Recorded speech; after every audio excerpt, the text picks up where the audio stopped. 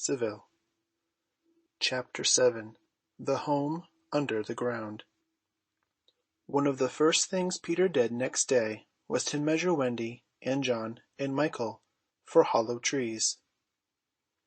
Hook, you remember, had sneered at the boys for thinking they needed a tree apiece, but this was ignorance, for unless your tree fitted you, it was difficult to go up and down, and no two of the boys were quite the same size. Once you fitted, you drew in your breath at the top, and down you went at exactly the right speed, while to ascend you drew in and let out alternately, and so wriggled up. Of course, when you have mastered the action, you are able to do these things without thinking of them, and nothing can be more graceful. But you simply must fit, and Peter measures you for your tree as carefully as for a suit of clothes. The only difference being that the clothes are made to fit you, while you have to be made fit the tree. Usually it is done quite easily, as by your wearing too many garments, or too few, but if you are bumpy in awkward places, or the only available tree is an odd shape, Peter does some things to you, and after that you fit. Once you fit, great care must be taken to go on fitting, and this, as Wendy was to discover to her delight, keeps a whole family in perfect condition. Wendy and Michael fitted their trees at the first try, but John had to be altered a little. After a few days' practice, they could go up and down as gaily as buckets in a well. And how ardently they grew to love their home under the ground, especially Wendy.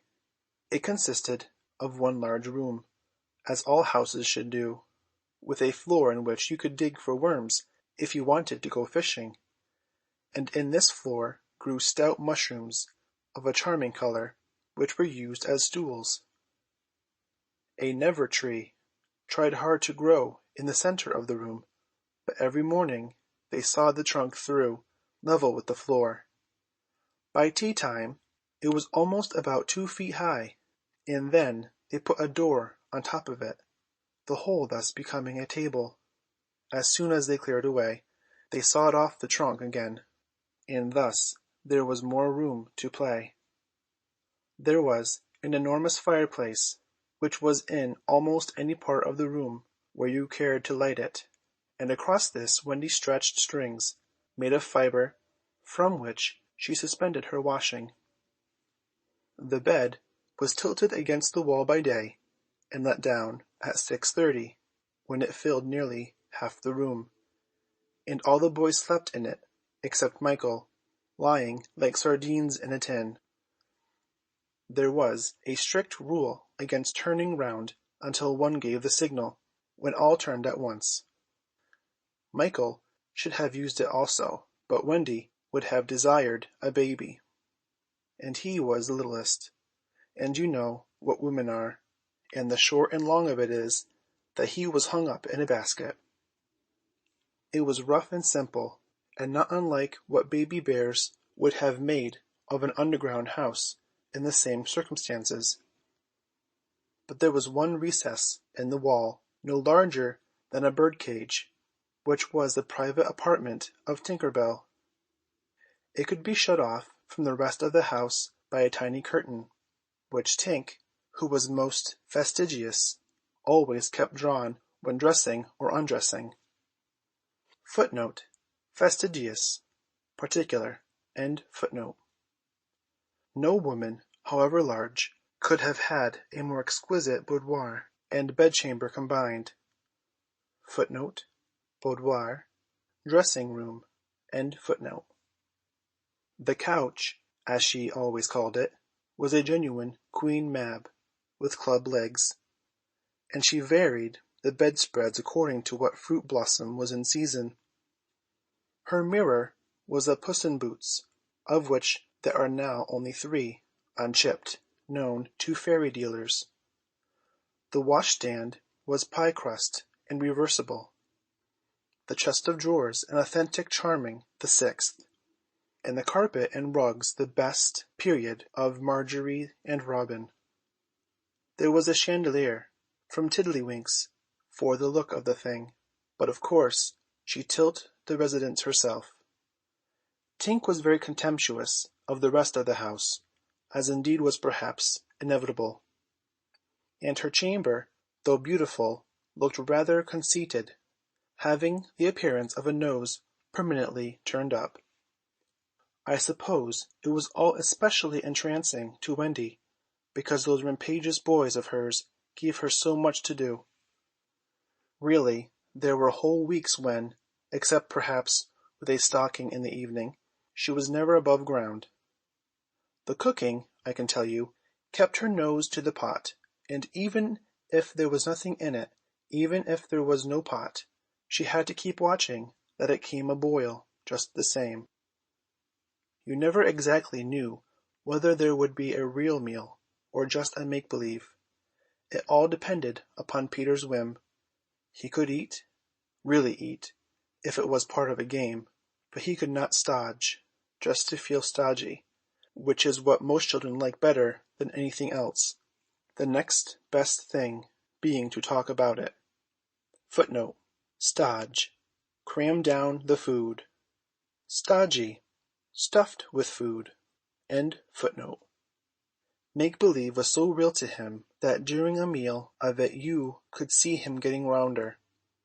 Of course it was trying, but you simply had to follow his lead, and if you could prove to him that you were getting loose for your tree, he let you stodge. Wendy's favorite time for sewing and darning was after they all had gone to bed. Then, as she expressed it, she had a breathing time for herself, and she occupied it in making new things for them, and putting double pieces on the knees, for they were all most frightfully hard on their knees.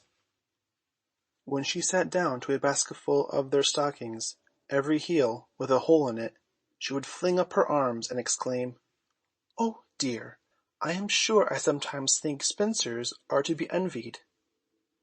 Her face beamed when she exclaimed this. You remember about her pet wolf. Well, it was very soon discovered that she had come to the island, and it found her out, and they just ran into each other's arms. After that, it followed her about everywhere. As time wore on, did she think much about the beloved parents she had left behind her? This is a difficult question, because it is quite impossible to say how time does wear on in the Neverland, where it is calculated by moons and suns, and there are ever so many more of them than on the mainland. But I am afraid that Wendy did not really worry about her father and mother. She was absolutely confident that they would always keep the window open for her to fly back, and this gave her complete ease of mind. What did disturb her at times was that John remembered his parents vaguely only, as people he had once known, while Michael was quite willing to believe that she was really his mother. These things scared her a little, and nobly anxious to do her duty, she tried to fix the old life in their minds by setting them examination papers on it, as like as possible to the ones she used to do at school. The other boys thought this awfully interesting, and insisted on joining, and they made slates for themselves, and sat round the table, writing and thinking hard about the questions she had written on another slate and passed round. They were the most ordinary questions. What was the colour of mother's eyes? Which was taller, father or mother? Was mother blonde or brunette? Answer all three questions if possible. A. Write an essay of not less than 40 words on how I spent my last holidays, or the characters of father and mother compared. Only one of these to be attempted. Or, 1. Describe mother's laugh. 2. Describe father's laugh. 3. Describe mother's party dress. 4. Describe the kennel and its inmate. They were just everyday questions like these, and when you could not answer them, you were told to make a cross, and it was really dreadful what a number of crosses even John made. Of course the only boy who replied to every question was Slightly, and no one could have been more hopeful of coming out first. But his answers were perfectly ridiculous, and he really came out last. A melancholy thing. Peter did not compete. For one thing, he despised all mothers except Wendy, and for another, he was the only boy on the island who could neither write nor spell, not the smallest word. He was above all that sort of thing. By the way, the questions were all written in the past tense. What was the color of Mother's eyes, and so on. Wendy, you see, had been forgetting too. Adventures, of course, as we shall see, were of daily occurrence. But about this time Peter invented, with Wendy's help, a new game that fascinated him enormously, until he suddenly had no more interest in it, which, as you have been told, was what always happened with his games. It consisted in pretending not to have adventures, in doing the sort of thing John and Michael had been doing all their lives, sitting on stools, flinging balls in the air, pushing each other, going out for walks, and coming back without having killed so much as a grizzly. To see Peter doing nothing on a stool was a great sight. He could not help looking solemn at such times. To sit still seemed to him such a comic thing to do. He boasted that he had gone walking for the good of his health. For several suns, these were the most novel of all adventures to him, and John and Michael had to pretend to be delighted also, otherwise he would have treated them severely. He often went out alone, and when he came back, you were never absolutely certain whether he had had an adventure or not. He might have forgotten it so completely that he had said nothing about it, and then when you went out you found the body. And on the other hand, he might say a good deal about it, and yet you could not find the body. Sometimes he came home with his head bandaged, and then Wendy cooed over him and bathed it in lukewarm water, while he told a dazzling tale, but she was never quite sure, you know. There were, however, many adventures which she knew to be true, because she was in them herself, and there were still more that were at length partly true, for the other boys were in them and said they were wholly true. To describe them all would require a book as large as an Latin-English dictionary, and the most we can do is to give one as a specimen of an average hour on the island. The difficulty is which one to choose. Should we take the brush with the redskins at Slightly Gulch? It was a sanguinary affair, and especially interesting, as showing one of Peter's peculiarities, which was that in the middle of a fight he would suddenly change sides. At the Gulch, when victory was still in the balance, sometimes leaning this way and sometimes that, he called out, "I'm Redskin to-day. What are you, Toodles?" And Toodles answered, "Redskin. What are you, Nibs?" And Nibs said, "Redskin. What are you, Twin?" And so on. And they were all redskins, and of course this would have ended the fight had not the real redskins, fascinated by Peter's methods, agreed to be the lost boys for that once. And so at it they all went again, more fiercely than ever. The extraordinary upshot of this adventure was, but we have not decided yet that this is the adventure we are to narrate. Perhaps a better one would be the night attack by the redskins on the house under the ground, when several of them stuck in the hollow trees and had to be pulled out like corks. Or we might tell how Peter saved Tiger Lily's life in the Mermaid's Lagoon, and so made her his ally. Or we could tell of that cake the pirates cooked so that the boys might eat it and perish, and how they placed it in one cunning spot after another, but always Wendy snatched it from the hands of her children, so that in time it lost its succulence, and became as hard as a stone, and was used as a missile, and Hook fell over it in the dark.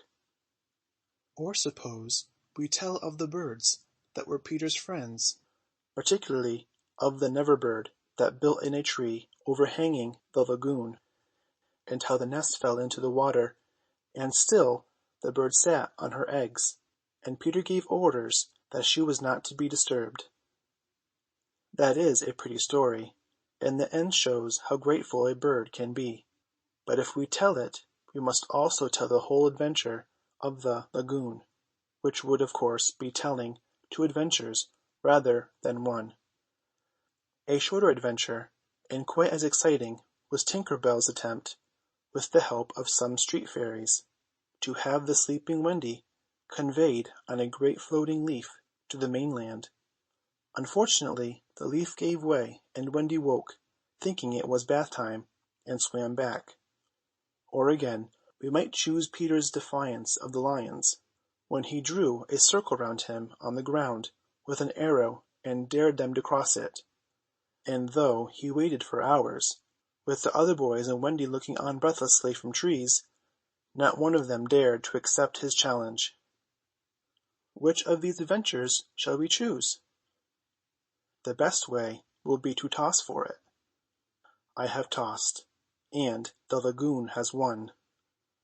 This almost makes one wish that the gulch, or the cake, or Tinker's leaf had won. Of course, I could do it again, and make it best out of 3. However, perhaps fairest to stick to the lagoon. End of chapter 7.